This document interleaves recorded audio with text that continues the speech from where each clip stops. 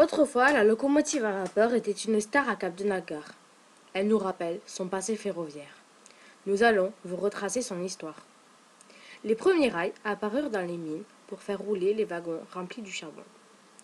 C'est au début du XIXe siècle, en 1804, que la première locomotive a été créée par l'anglais Richard Trevithick. Elle s'appelait la Penny Dan. La technique était bonne, mais la locomotive fut si lourde qu'elle brisa les rails. L'ingénieur Richard Trevithick était très persévérant et restait convaincu que la vapeur pouvait remplacer les chevaux. Il poursuivit ses essais. Plus tard, George Stephenson, ingénieur anglais lui aussi, a mis au point une locomotive plus légère. La locomotive de Cap-de-Nagar est un modèle correspondant à celle de Stephenson. Elle fut amenée en 1881 à Cap-de-Nagar. Elle tractait sur les rails du charbon de Decazeville et d'Aubin, mais aussi des voyageurs.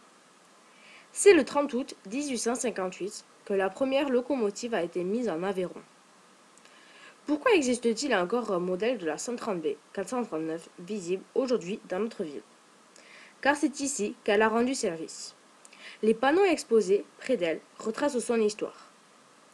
Les premières locomotives produisaient leur énergie en brûlant du charbon, et elles ont fonctionné jusqu'à la Seconde Guerre mondiale.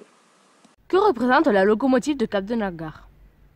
Pour moi, la locomotive de Cap-de-Nagar représente le plus parfait symbole de cette ville.